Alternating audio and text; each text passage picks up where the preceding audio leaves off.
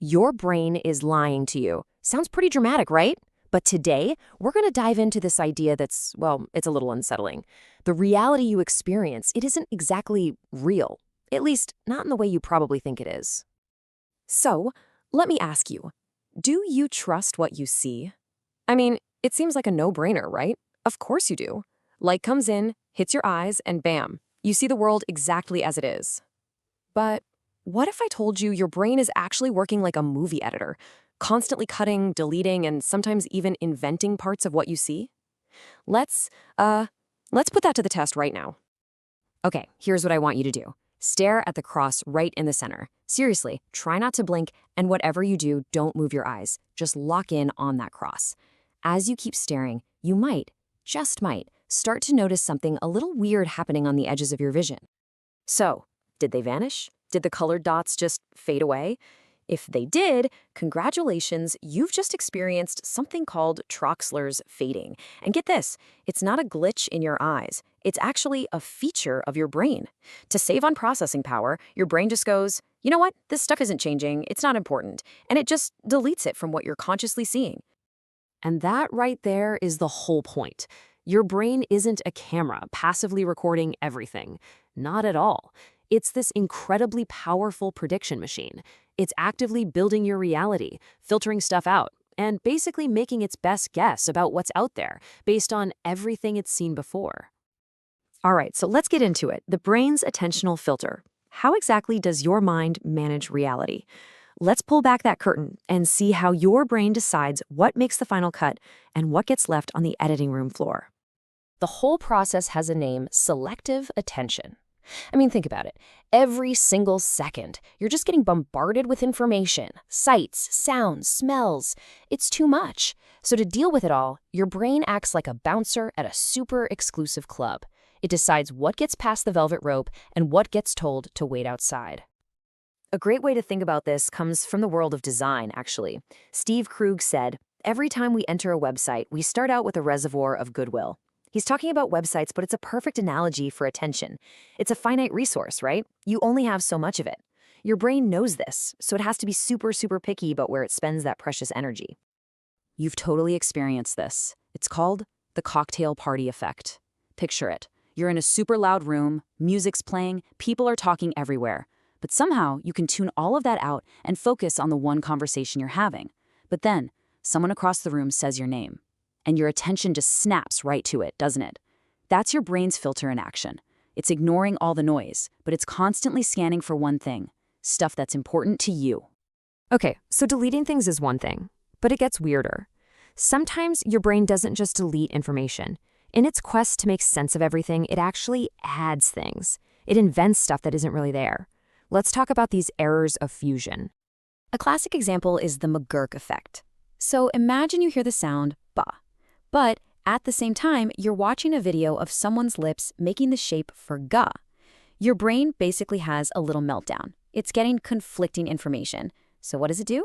It splits the difference and creates a totally new sound that you perceive, da. It literally mashes up sight and sound to create a new reality. Wild, right?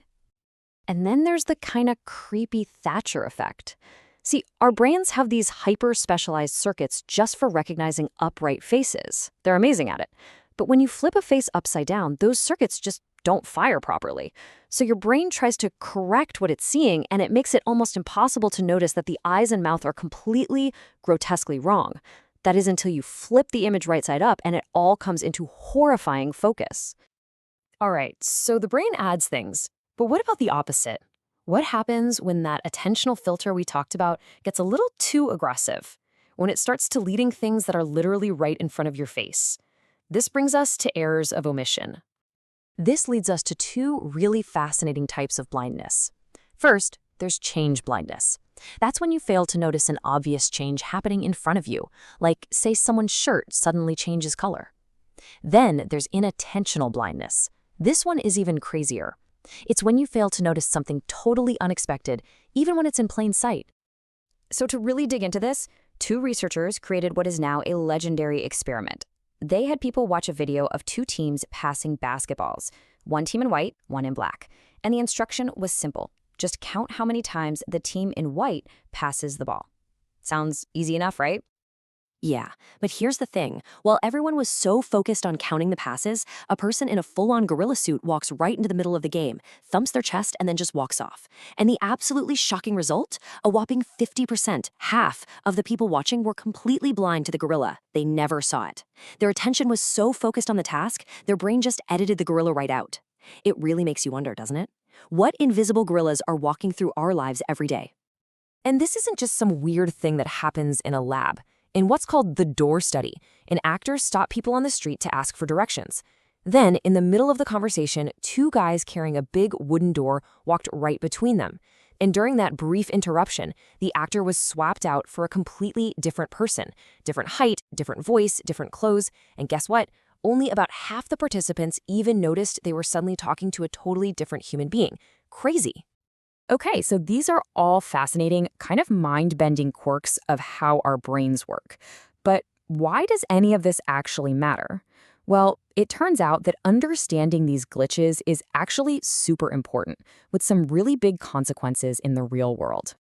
Think about movie making. Filmmakers are absolute masters at exploiting your change blindness. Every time you watch a movie, you're seeing hundreds, maybe thousands of cuts between different camera angles. But they use tricks, like cutting during a character's motion, a match on action, that completely hide the transition from you. Your brain just smooths it over. Their entire craft is built on making you not see the edits. Now, in the world of design, this can actually be a huge problem. Here's a great quote from Peter Ramsey about the clothing store Zara.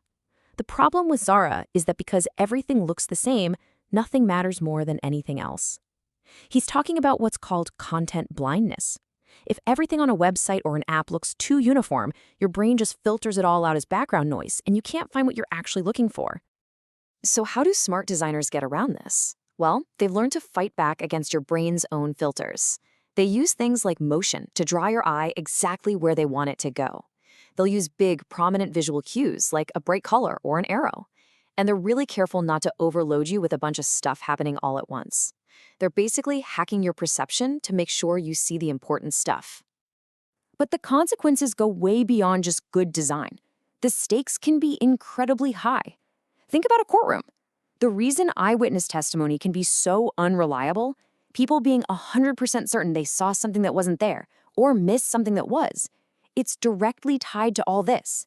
Or think about a pilot missing one tiny critical change on a complex instrument panel, or a doctor overlooking a subtle shift on a patient's monitor. In those situations, these little glitches in perception can have truly devastating consequences. So at the end of the day, what's the big takeaway? It's this. Your brain's goal isn't to give you a perfect one-to-one high-definition picture of reality. Its goal is to give you a useful one. It builds a reality for you that is stable, that's predictable, and that's heavily, heavily edited, all so that you can navigate the world without getting overwhelmed. It's a survival tool, not a video camera. And all of this leaves us with one last, kind of spooky question to chew on. Seeing is believing just isn't true. It's more like seeing is interpreting. Your entire conscious experience is just the final cut of a movie that your brain is directing, producing, and editing just for you. So if your brain is the one in the director's chair constantly shaping that story, what else are you missing?